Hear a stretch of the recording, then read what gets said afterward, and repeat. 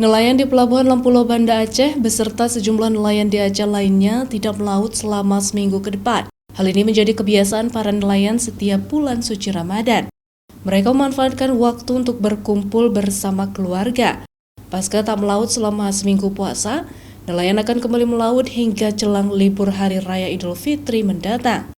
Nelayan tidak melaut sejak megang dan awal puasa ini bukan merupakan pantangan adat, namun menjadi kebiasaan para nelayan untuk merayakan tradisi megang dan juga berpuasa bersama keluarga. Sejak dulu memang sudah dijalankan oleh masyarakat nelayan kita, tapi itu bukan merupakan peraturan adat. Nah, itu kebiasaan tidak melaut pada hari menjelang hari Ramadan atau pada satu hari Ramadan.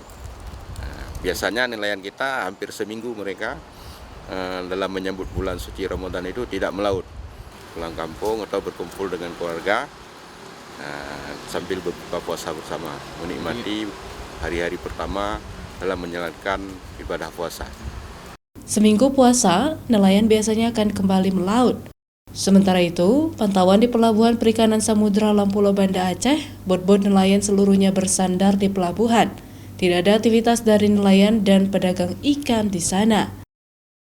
Mustajab, Kompas TV, Banda Aceh.